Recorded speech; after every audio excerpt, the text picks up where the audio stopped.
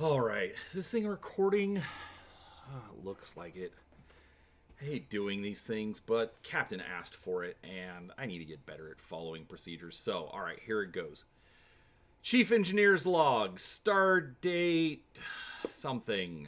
I'm not entirely sure. It's been a couple of weeks since we left space dock, and getting the ship up to spec has made the days a bit of a blur. It's been great to reconnect with Lee, but our encounter in Carstairs Anomaly has left me a bit distracted. Can't stop thinking about what happened to it and why we didn't look into it further. But I'm getting ahead of myself.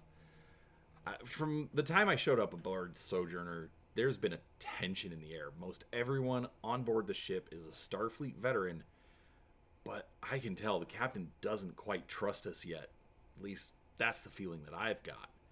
I've got a great team, and we're working out the kinks in the systems, even if it means putting up with a lot of banana pudding for a bit. I'm so tired of banana pudding. Sojourner's an amazing ship, and I know we can get her humming along fantastically, but Captain Novak needs to start trusting us. And honestly, Dr. Taylor needs to be patient about the repairs to his food replicator in sickbay. Dear Lord, I know he likes his coffee, but Doc, there are a few bigger issues with the ship that need to be taken care of first. Anyway, so Carstairs Anomaly. Starfleet's long-range sensors detected something inside and sent us to look into it. I'm still not entirely sure what we found. I believe it was a ship of some sort, but we did not have much time to explore. For all intents and purposes, that ship is dead. Initially, I detected no power source. I was trying to use my battery pack to jack into something. I found some power conduits, but there was nothing happening with them until they started drawing power from somewhere and revealing that there was way more around us than we were aware of. But we just needed to get some power to it. And that's when the Romulans showed up. Commander Tall, to be specific. I'd been using a portable power pack to try and supply power to the local conduits. And while doing so, some sort of holographic displays were coming up, and the light they gave off revealed that we weren't alone. As soon as we were alerted to their presence, the commander showed up and told us we needed to flee and follow him.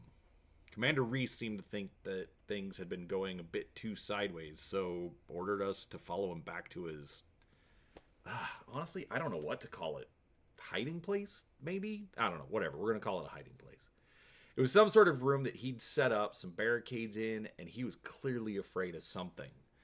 When we got to his hiding place, we tried to get information from him. It seems that the Romulan power sources were not affected by whatever power draining effect was killing our suits, our tricorders, phasers, like everything was getting drained.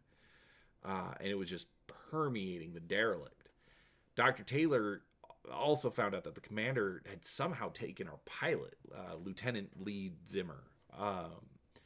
I've got to give it to Cadet Navia. Her quick thinking when the commander started fighting with Lieutenant Troll when he tried to get to Lee. She managed to successfully disable the commander with no damage or loss of life. Seriously, that Vulcan neck pinch thing? I mean, I've heard about it before. I've just never seen it in practice. The commander and the lieutenant are not going to be friends after this, that's for sure. But hopefully we've avoided some kind of interstellar incident because we obviously need another one of those. Anyhow, another thing about Navia. She's got a decent knack for engineering. I know she's a command cadet attached to the captain, but she was instrumental in helping me get power. She was helping. Seriously, I hate doing these logs. She was instrumental in helping me with the power situations on the derelict. The first time that we were trying to get power going, the second time when we were trying to hide from these sort of... Look, the only way I can describe them is zombies. Okay? I mean, don't ask me, like, zombies aren't real, but that's the best way to describe these. But she literally just was always willing to step up without being asked to lend some assistance.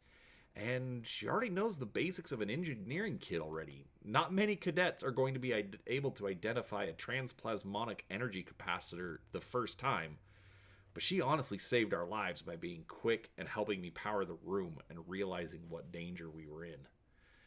It's good that the danger was identified, but I regret we were not able to determine the nature of the derelict. I feel there's some mystery we have left there that is going to haunt us for not dealing with it, but only time will tell, as we soon had to abandon our away mission and return to the ship. I hope we've not made a mistake. One last thing before I sign off. My second, Lieutenant Sovin, was crucial in keeping that ship intact. The Sojourner, the ship. He was still on the ship, obviously. And functional while I was aboard the derelict. Not only did he restart the warp core, but he also did it without any shortcuts. Not that I expect shortcuts from a Vulcan, but after my last posting, I can't risk it. I'm not going to lose more friends due to people willing to cut corners. And as long as Sylvan keeps it up and helps me drill it into the engineering crew, I swear we're going to end up being one of the best in the fleet. Anyways, alright, I suppose I need to get to that replicator in sickbay. The doctor seems like a great guy, but jeez, if that man does not have his coffee. Alright, so, welcome to Other Worlds Wednesday here on Gaming with ADHD. Today, figured I'd start with something a little bit different. If you've noticed, I've been participating in a Star Trek Adventures live play here on YouTube, hosted by Bear the Gen X GM, and he's asked us to, prepare a log for our positions and, just a little bit of game stuff. And I figured I'd use it for, kind of tracking my impressions of the game. Also having a little bit extra fun with some videos, but also, kind of talking about my impressions of the game. This is my first time playing with the 2d20 system. Basically, it's a dice pool mechanic. You always start with 2d20, and the GM is going to give you a certain number of successes. It is a roll low system, so you're going to take an attribute and your discipline and add those together, and that gives you your target number. So like if you have your control and your engineering, you total that up. So in my case, that would be a 15. You roll your 2d20 and you're trying to roll less than a 15 and get a number of successes. Honestly, it's a fun system. 2d20 also uses something called momentum, which is kind of interesting because basically, if you get a lot of extra successes, that can go towards your momentum pool. Or you could actually take a momentum that you don't have and give the GM what's called a threat, where he gets to throw extra bad things at you. Different challenges, make something harder, things like that.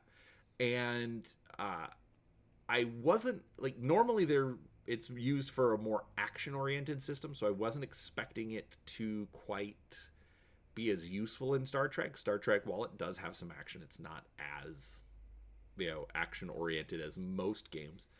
But we ended up using it a lot, so it was actually really, really interesting to see that dynamic. But regardless, we've got a great group of people. It's making it a lot of fun. I know we don't know all of the rules perfectly. This is Bear's first time running a Star Trek Adventures game, but he's really capturing the Star Trek feel.